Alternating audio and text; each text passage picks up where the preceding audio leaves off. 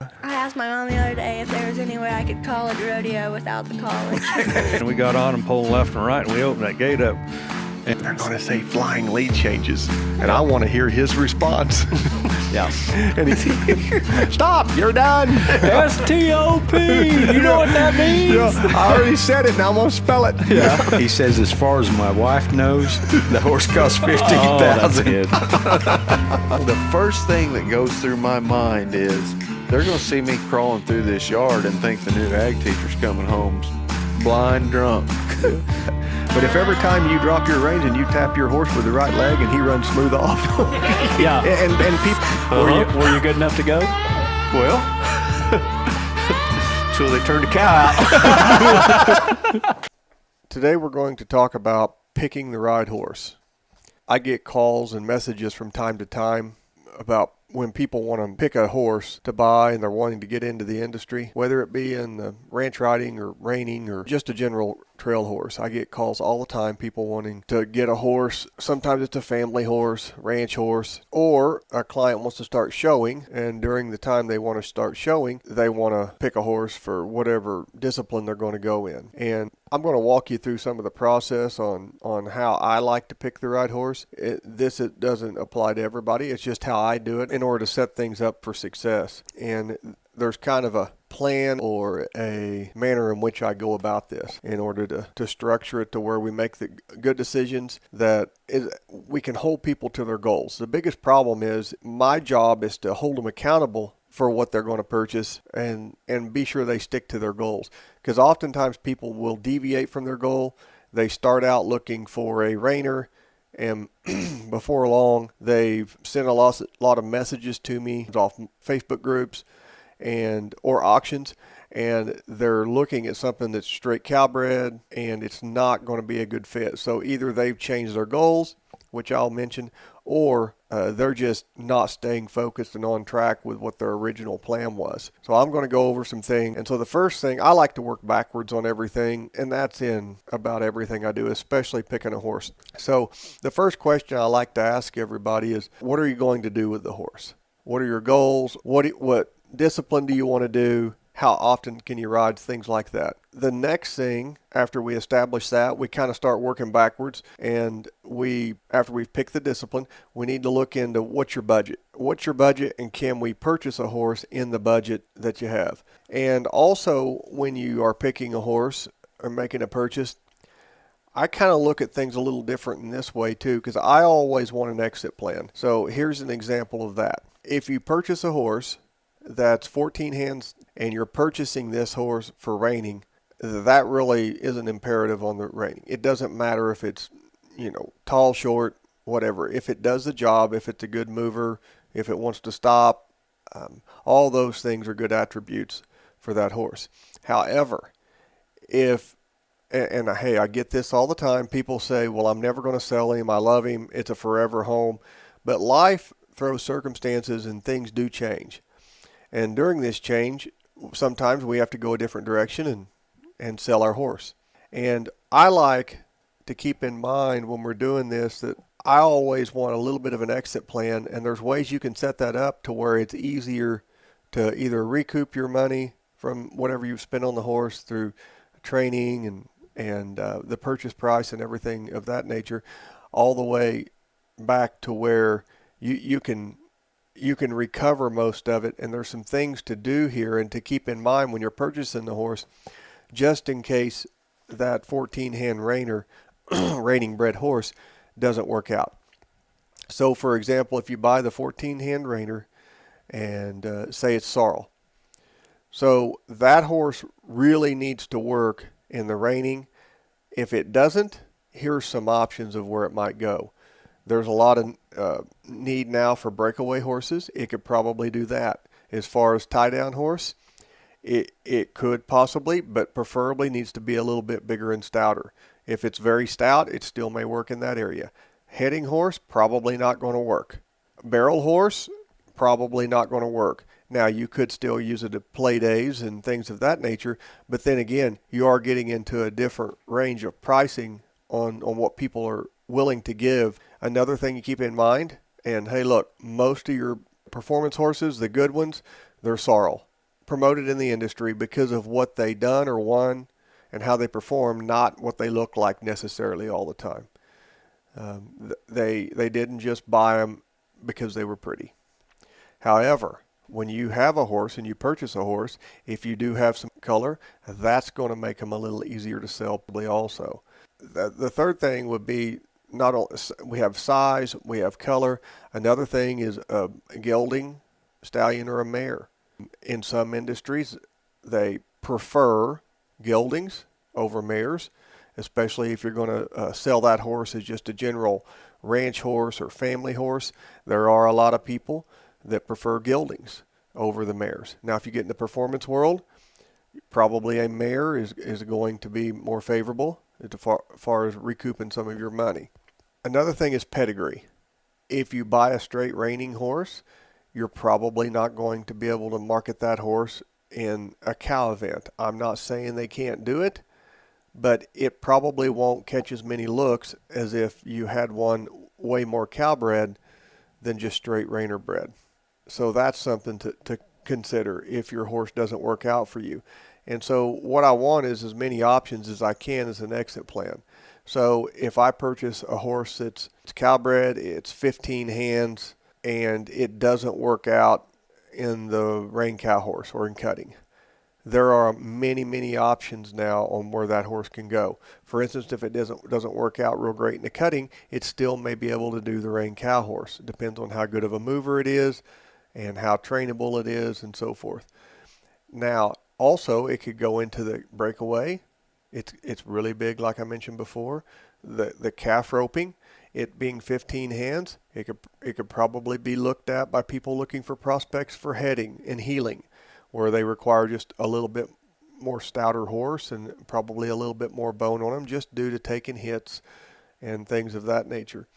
You could even market it if it's a gelding or maybe possibly a mare, but in the just general family horse realm. But it needs to be good-minded. It needs to tolerate inconsistent riding, and it needs to have had a lot of exposure to outside for that to work. So all these things are something to keep in mind when you go to buy a horse. Not that I'm encouraging you just to buy one and sell it, but things do happen, and life makes turns, and this does happen. I've seen it happen many times, and I don't want it to be difficult. I want the difficulty to be as least as possible when getting rid of that horse if something does happen. It makes it a lot better, and people always want to say, well, I gave $25,000.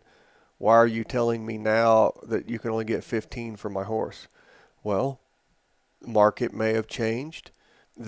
It might be a little bit older now, and now it's not attractive for anybody in the futurity or the show world. Say you have a 5-year-old and it still hasn't been shown. Well, a lot of the other horses that people are going to look at in the industry, they've already been shown as long 3-year-olds and through their 4-year-old year. And so all that gives less places that you're going to get looks, because especially with the internet, people can go in and there's so many horses, so many options, and sometimes you'll get missed if you don't have the criteria that the people are looking for. Another thing is conformation. We've hit on pedigree and size and color, and look, everybody wants a good-looking horse. A good-looking horse and a pretty horse is easier to sell. No one wants an ugly horse. The only way that works normally is if it's very functional and someone is going to the pay window based on the performance of the horse, not how it looks. So conformation. There's a lot of people out there that don't like pigeon-toed horses. They don't like horses with a slight overbite. They don't like horses that are a little cow-hocked, or conformationally they're just not very adequate. And so that's something a lot of people are going to look at. I mean, I have people look at things from everything from the feet to their length of their back to where their hock sits up under them. And all these things are other things you need to consider when looking at a horse. And also, A lot of people forget. Everybody understands that you can buy a stud, and if he's too stutty or isn't going to work out, you can gild him. But you rarely hear people speak about spaying a mare. I've had clients buy horses from me before, and they had a mare, and they feel like they could just spay the mare, and basically you have something similar to a gilding there. But that is everybody forgets that you can do that. Now we're going to go on to back to the goals with your horse. There should be long-term goals and short-term goals. Some short-term goals might be, as you get this horse and say you put it in training, you need to have some markers and timelines on which you might need to make your decisions. It's often that someone has a horse. I had a lady last year had a horse with me, and she'd purchased the horse. She left it with me for, 4 months. And after that, I was honest with her, and it's not a bad horse, but I didn't feel like it was going to be something to meet her goals. Her goals was to show in the ranch events and to be able to do a little bit of everything. This horse, and also she's a non-pro. She's a confident rider, but this horse was way too much horse for what she was going to do. This horse was great on the flag and was going to be good on a cow, but it was not going to be probably a good horse that you could haul to 4 shows and it's not looking around anymore. This horse is going to take substantial hauling in order to get it to where it's a little bit lower maintenance and things don't bother it at the show. And she wanted to do ranch riding, ranch rail, things of which it's very crucial that they're a good mover. That doesn't make them a bad horse if they aren't a pretty mover. If, for instance, in the cutting and things of that nature, and just a general ranch horse, they want functionality and in cutting, you're not judged on how you lope around. And so this horse, I advised her to sell the horse, and at that time, with no more than she gave and no more training than she had, it was a good option to sell the horse and to go play again. In other words, take that money, invest it in something else, and try it again. But often people won't listen to the counsel that they're getting about their horse just isn't going to make an all-around type ranch horse that's going to fit an amateur or non-pro. They're just too feely, they're not consistent enough, and they require a lot of maintenance. So that's a mistake a lot of people make. And then before long, they've had the horse in training for a year and a half, and now they're upside down on the horse even more. And I realize it's a hobby. Majority of the people, they don't make money on their horses. It is a hobby. It's kind of like, at that time, you kind of have a bass boat. What people don't understand is after they've passed that threshold, say they've $25,000, $30,000 into the horse, between training and purchase price, easily in that, maybe more, maybe 40. But they were advised 4 months into training, I don't think this is a horse that's going to fit you. And instead of not really even cutting your losses, but breaking even, you didn't make money, you didn't really lose money, if any, very little, and then taking that money and go trying again to find the horse that you're looking for. And otherwise, you're upside down. You spent all this money of what we knew a year ago, and also we start trying to make the horse do what we want it to do, and it just doesn't fit that discipline. It wouldn't matter what trainer it's with, it's not going to fit that discipline. It's not that kind of horse. For instance, if you wanted to make a ranch rider out of something that's great-minded and he's very trainable, but he's just a terrible mover, well, that's going to cause trouble. In the ranch riding, the worse the mover, oftentimes the less it's going to score out there. Even though you're functionally correct, it's getting very competitive. Now, you can go to your local shows and probably be kind of successful. But if you want to do that at a higher level, you need a better mover. Not to mention the maneuvers you have to do in that event, just like a lead change.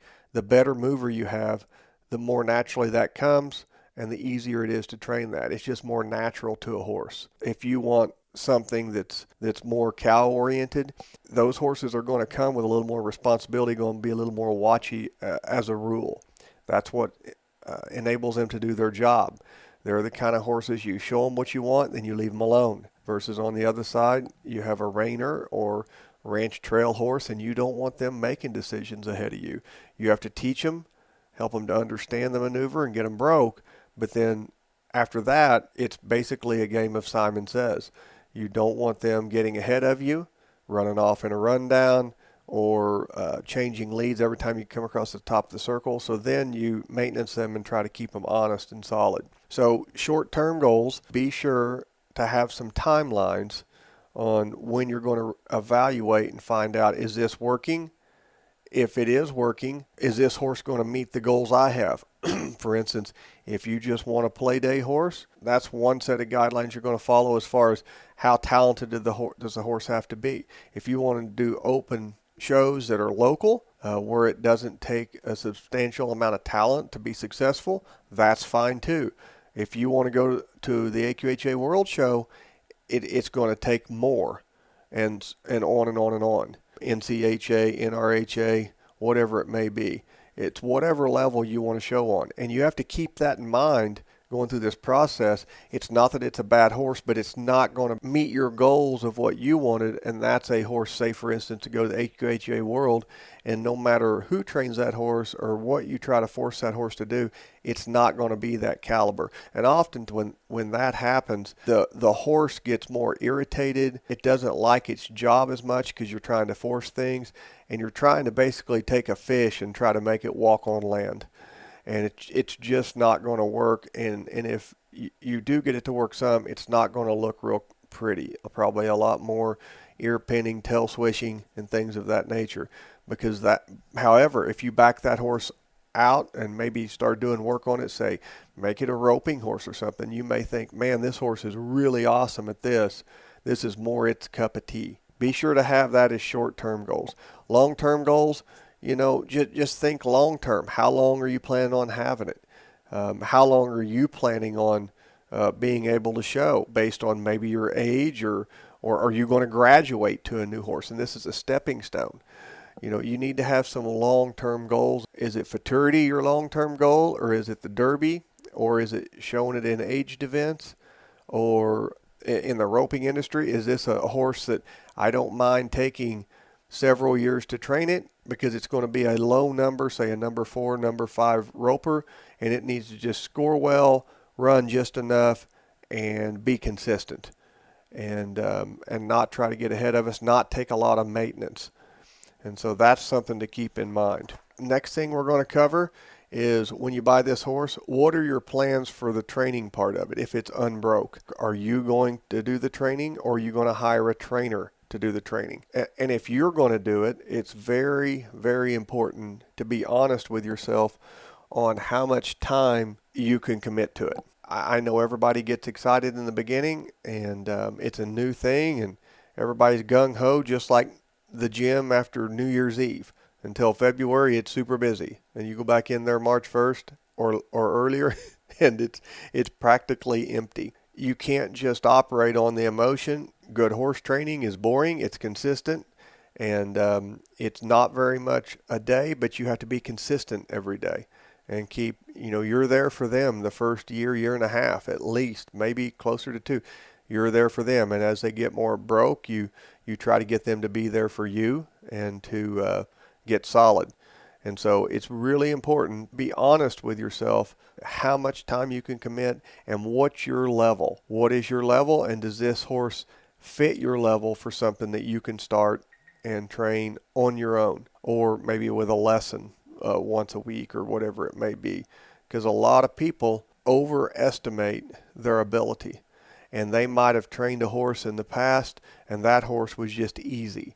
His name's Marshmallow. Anybody could train it. It's just kind of a big dummy. It's very forgiving. It can take a joke, and those kind of horses often will make people think, I am a horse trainer. And hey, you've done a good job on it, but don't think they're all the same. They're just like people. They can all be different. So that's something to keep in mind. Another thing when picking a horse, if you're going to do the riding, or if you just buy a horse that's finished and you're not going to be really training on it per se, you need to consider how often that horse needs to be ridden and worked with to stay, for lack of a better term, user-friendly. Some can run in a pasture for long periods of time, and they stay pretty consistent when you call upon them after a long layoff. Others not so much. I mean, you may hear when you go looking at a horse, say he's broke and you're looking for a good family horse or ranch horse, you may hear the term, you might need to jip him around a little if you haven't ridden him in a week or so. Reading between the lines, I'll tell you what that means. That doesn't necessarily mean he's not broke. It just, he might be a little cinchy or gets a little fresh with time off. And if you're not ready for that, it can lead for not being very fun, very quick. Accidents or a bad experience for you and the horse. I mean, if you're someone who doesn't ride often, but on occasion or inspired by a newly released episode, and that'll prompt you to go out and ride through the pasture full of daisies, chasing your Angus cows in your 40-acre pasture. If you're trying to purchase a feely horse or something that gets fresh easily, that probably won't be the best one for you to choose.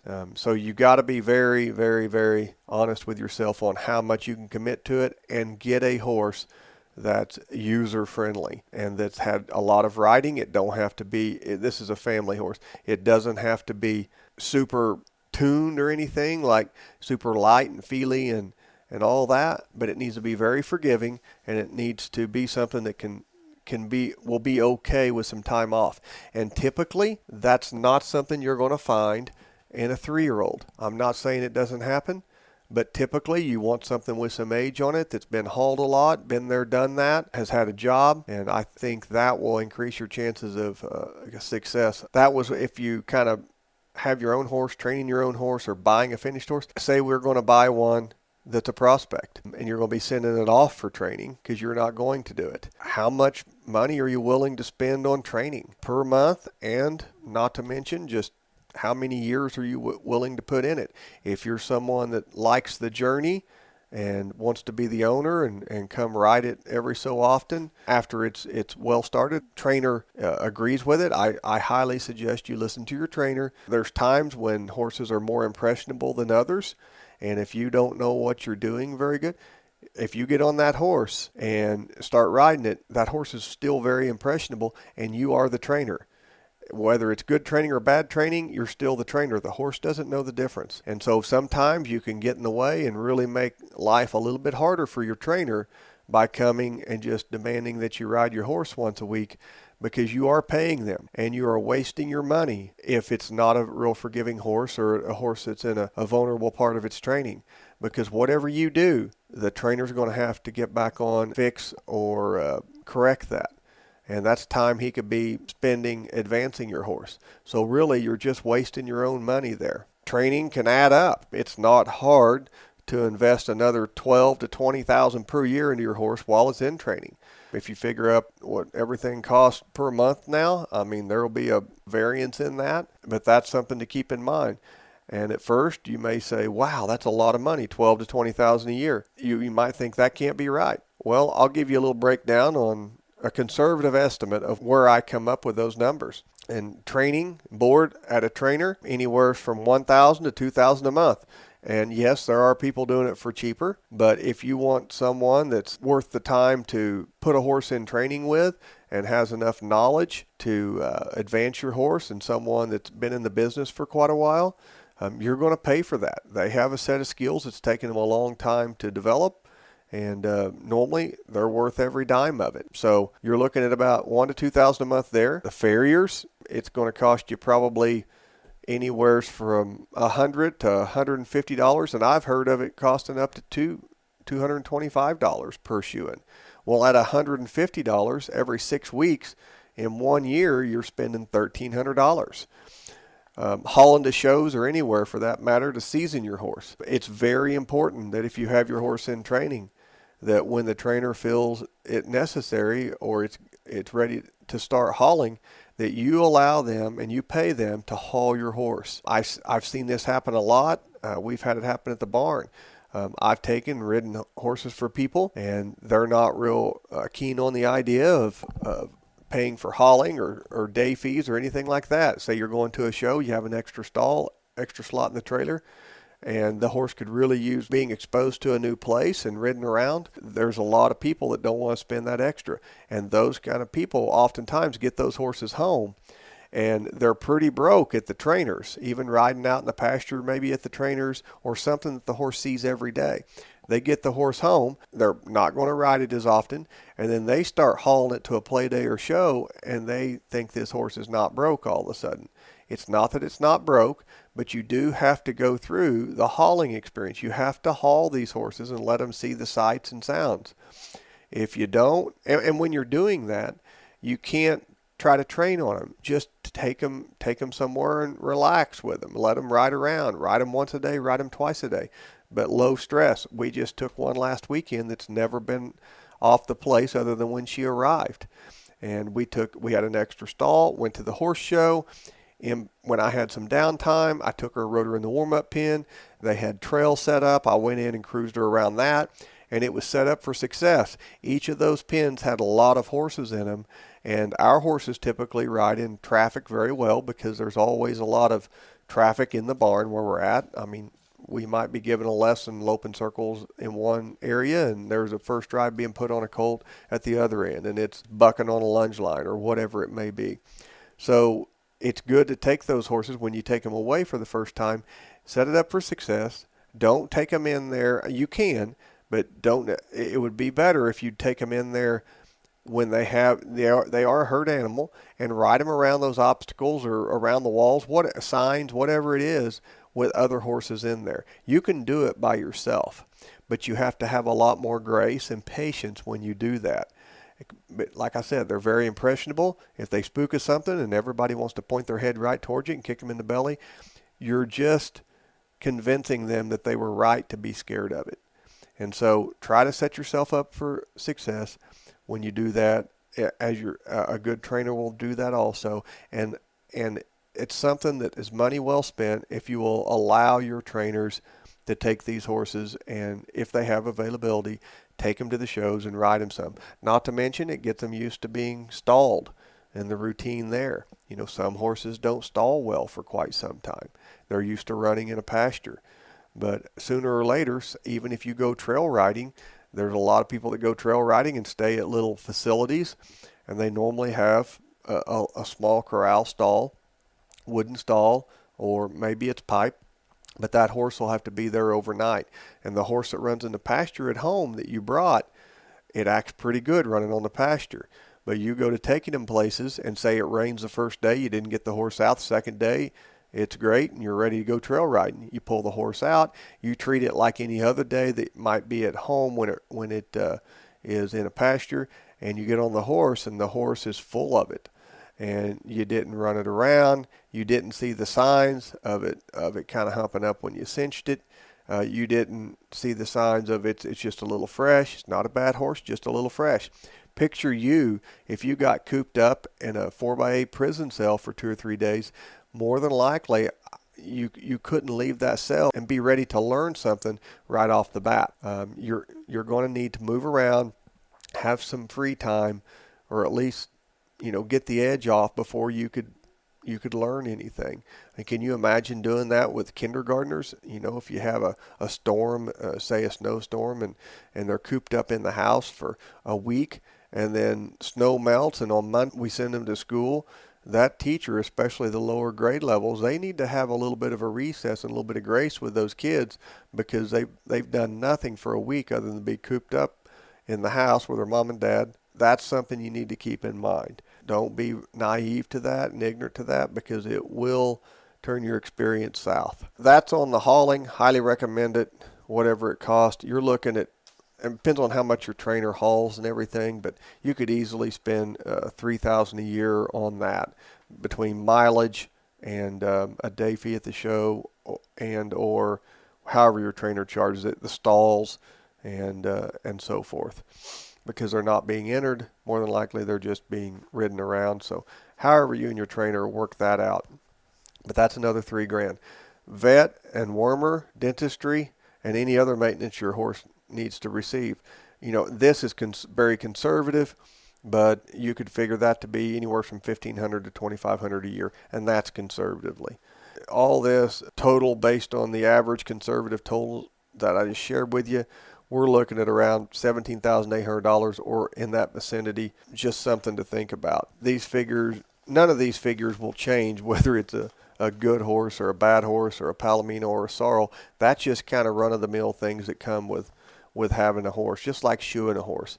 The shoeing costs just the same, and the feed costs just the same to feed a good one as a bad one. And so keep that in mind when you're looking for a horse. Back again, the horse you choose is the most important decision, and it's probably the least expensive decision. Even though you think that given 20 or 30,000 for a horse, it can't be the most. I mean, it has to be the most expensive part. Well, there's a lot. That's only the beginning. There's a lot that comes with it. And like I said, it's a hobby for most people, and you need to keep that in mind so you can manage your expectations along the way and have a plan. Another thing is picking a trainer. You have to, if you have one in mind, that's great. If you don't, you have to have a way to go kind of vet trainers and find out which one works for you. And different trainers work for different disciplines and work for different people. Sometimes personalities clash, and sometimes people get along great. So that's something to keep in mind. Now, are you looking for a horse that's already trained and ready to show or do whatever it is you have in mind? This may be a choice for someone who wants to ride or show sooner than later. And there's oftentimes people that want to start showing very soon, and they don't want to buy a prospect and wait 2 years and then get the horse hauled and then also exposed and then get the horse solid through showing before it's friendly for a non-pro or amateur. Some people want to do it now. Some people, it's more about the journey that I just mentioned. It's more important to have the journey with it than to just buy now and show now. So you need to keep that in mind if buying something that's trained. Whatever job you have in mind for it, be sure that horse is capable of. It might take a little bit of tuning or something, but it's capable to do that at the level you want to do it immediately. Otherwise, you buy one like that, say you pay a little bit more, but then it requires immense amount of training, whether it be because it was blown up, misrepresented, or whatever it might be. So just keep that in mind. You may not want to wait for a horse to go through the training process, like I said, and the risk that comes with it. There's also risk, and they can get hurt. They can just not work out because you bought one to do reining on, and it's not going to be good enough, and it don't stop hard enough, and now it needs to be something that you're not interested in, and you're not interested in, say, the ranch horse events or a family horse. You need a reiner, and so there are risks in that. So keep that in mind.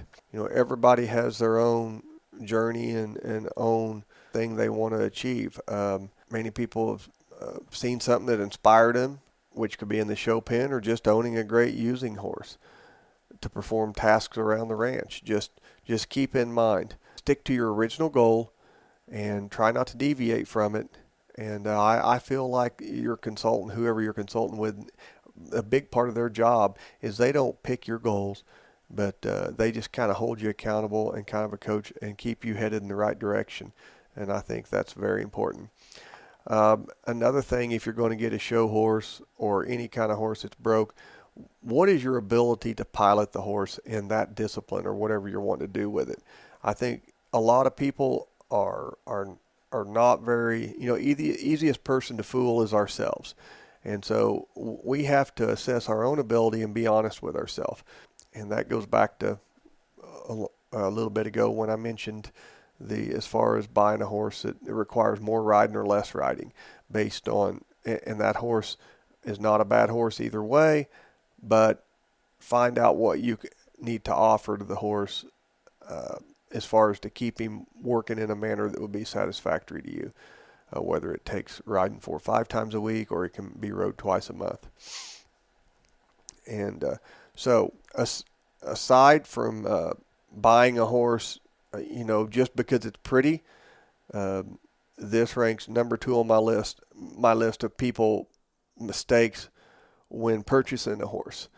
It all boils down to most of us overestimate our abilities a lot, and they don't understand what their actual abilities are, and oftentimes trainers might or consultants might suggest this kind of horse, for instance, a Ford Taurus, but everybody wants the Lamborghini.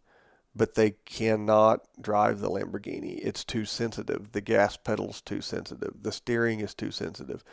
And they're not as forgiving. I see people that are high-strung and very meticulous and A plus B equals C type, and they will buy a horse that's not forgiving, does not like being picked on, and does not like, you can't lie to it. You can't overreact and whip it or spank it because it takes it too seriously, and then you end up spending a month trying to wave your hand on it again.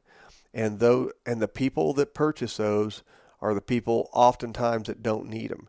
And if you mention that they need just a real forgiving horse, a horse can take a joke, it almost offends them, and they'll be like, I don't like that horse. I don't want it. So it's kind of an odd deal, a conundrum there, but people oftentimes try to buy the horse that does not fit their personality. And if I advise to you myself, if you're a high-strung person that has a temper and is very meticulous, I would not get a very feely, sensitive horse. You're going to overreact.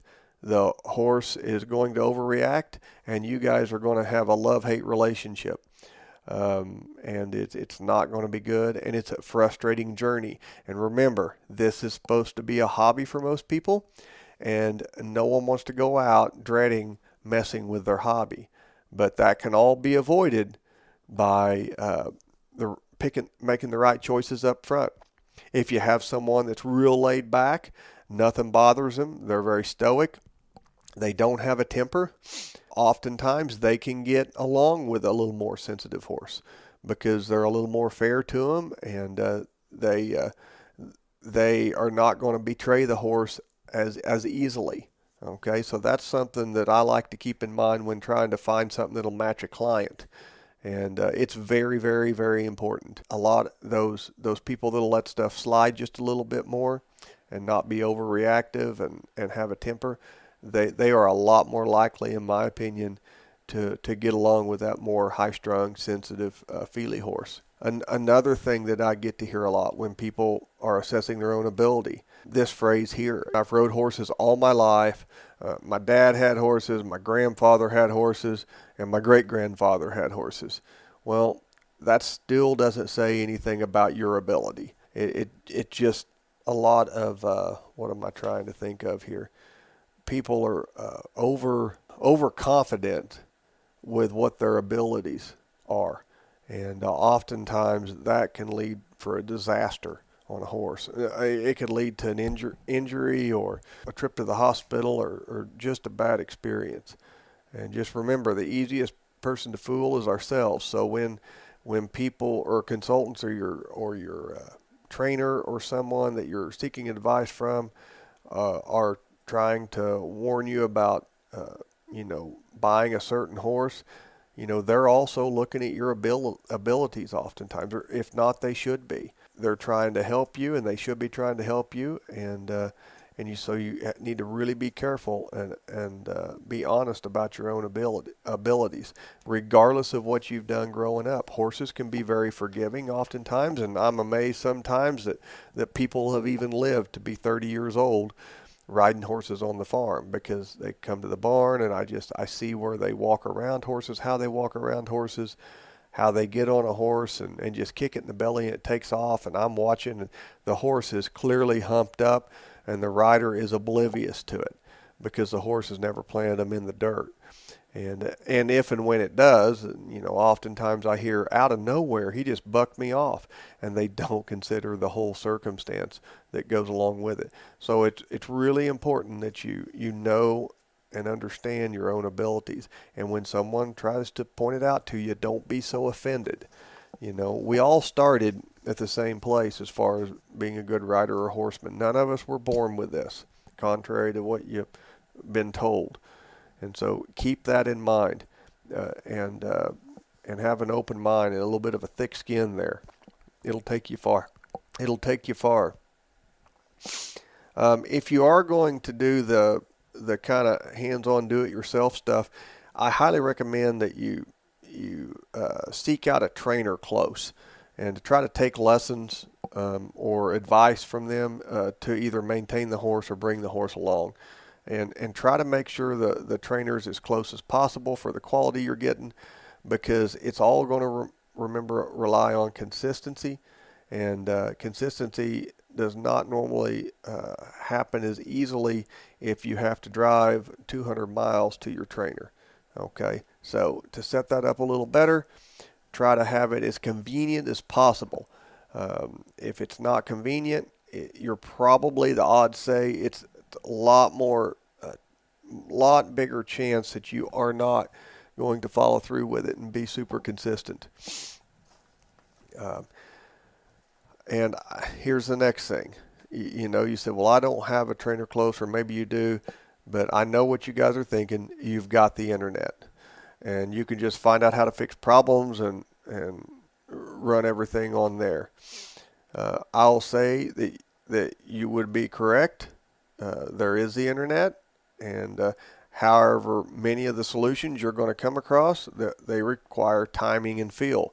And that's going to be very difficult for you to pick up just off of the videos. It's good information, but you'll find yourself in many circumstances where you're needing coaching at the moment in order to keep yourself safe and continue or maintain the progress of the horse.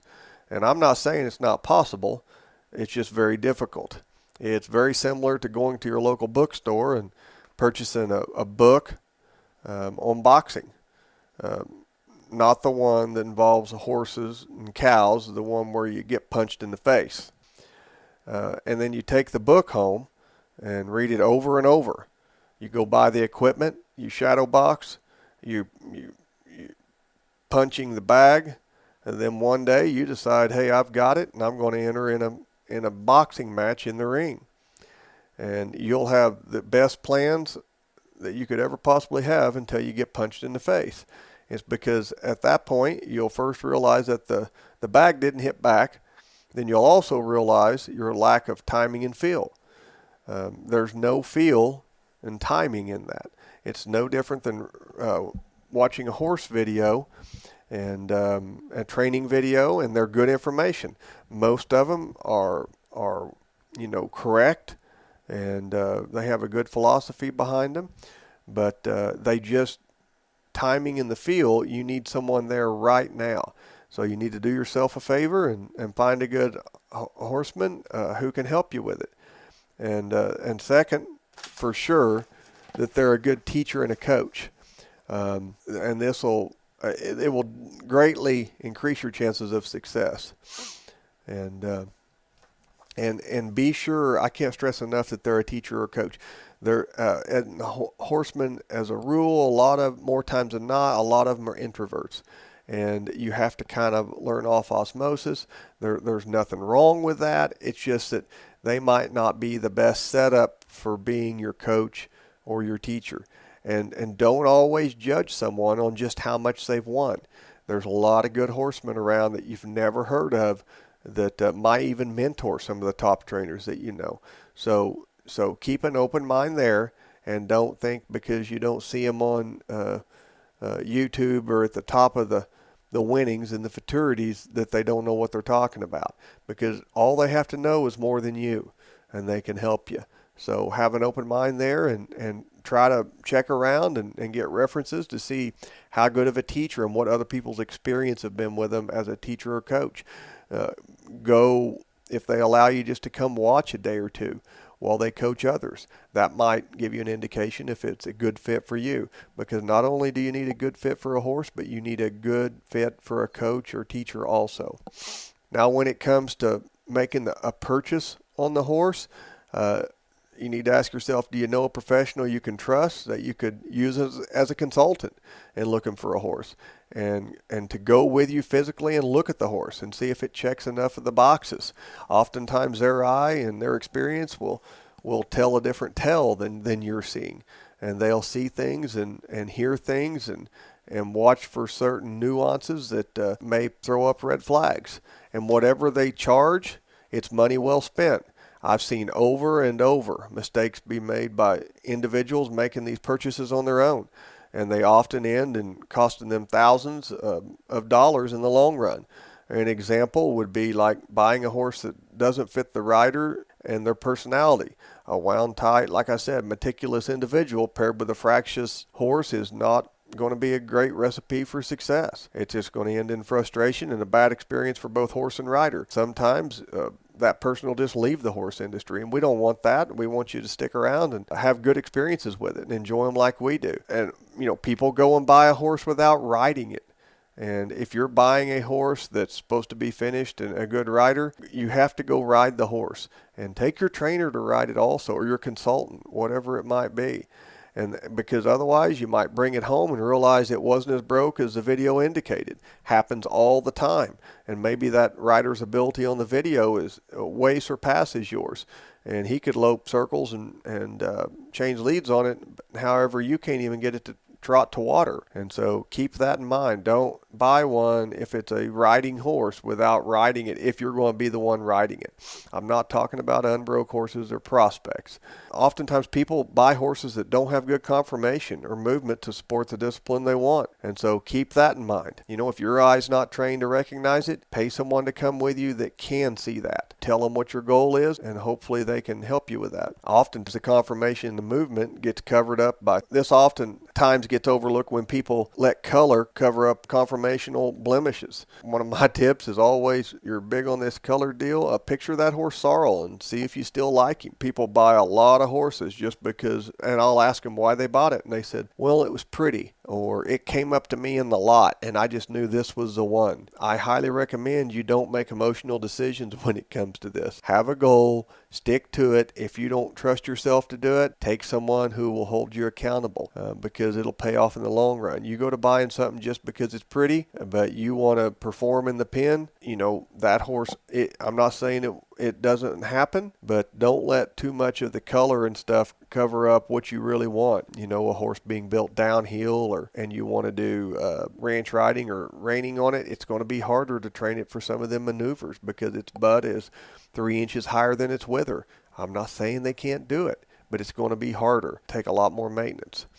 And just remember, in the end, the cheapest purchase getting into owning a horse is the purchase of the horse. That's the cheapest purchase. The most important decision of owning a horse is picking the right horse. Another thing is, if you're going to look at horses to give lessons on, don't buy a 3-year-old.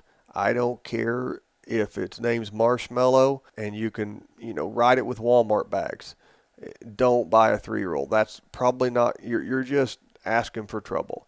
If you're looking for lesson horses and stuff, they have to be very solid. I've told people oftentimes if I'm buying something for a kid that just rides a little bit and things of that nature, but it's kind of a wild little kid, and you know how little kids are. They're going to get on them and just ride them everywhere, not have any fear. Ignorance is bliss. If I'm trying that horse, I'm going to come to the place. I'd like to see him catch the horse. I'm going to lead it in. I'm going to saddle it front and back cinch. I'm going to be more like the kid's going to be. Maybe a little more sloppy with how I cinch it and stuff.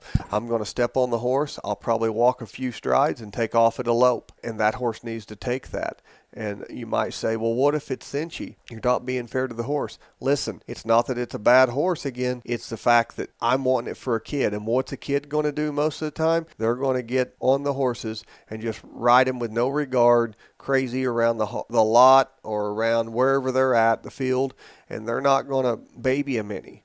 Okay, so I want to be sure that horse is going to fit that program, and they need to be very forgiving and take a joke of those kids. They need to neck rein well and stop when they pull on the reins, and you shouldn't have to align the stars for the horse to operate correctly. And just keep that in mind when buying anything for a very, very novice rider as far as a finished horse or an older horse that you just want for a family horse. That doesn't mean you're not going to have problems with it, but I sure want one that's very forgiving. We just had an older horse pass away that was 30, and I don't know how many kids he's taught to ride. He was very forgiving. The kids could walk around him. He was very safe, non-reactive, and a very good horse for the kids. Was he a high-level horse? No. but that's not what they needed. They needed something to babysit them and let them learn and be comfortable. Kids often have a bad experience, and it's because there was a bad setup, a bad combination, a bad partner there for them to learn on. The horse needs to take care of them when they aren't doing things just perfect or being sloppy, whatever they may be doing, and they need to take care of them very much so. So I hope you've enjoyed this. I've been wanting to make this for a while. I get a lot of calls in the spring and fall, people looking for horses, and I've always been adamant that I want to sell the horse to the person that matches it the most. I've had people want to say that they would buy a horse from me, and I've just flat told them I won't sell it to you because it's not a good match. Whether it be I know those people's demeanor or how much they ride or whatever it may be, it's just going to be set up for failure. You can like it or not like it, but that's just what I do. I want people to be successful and have fun and enjoy it. And remember, it's a hobby for most, and they need to be able to enjoy it and not be scared to death every time they go out and interact with it. Thank you for listening. I appreciate it. Be sure to, on whatever platform you're listening, drop a review and be sure to subscribe to the channel. And I hope you find some of this information useful, and it sets up a chance for more success in all your experiences in purchasing a horse and just your overall experiences with horses. There's going to be a lot more educational podcasts I'm going to try to put on. And if you guys have any suggestions or anything you want to hear more about, don't be afraid to reach out. You can email us. Find all the email in the description. And so I hope you have a great day, and thanks for listening.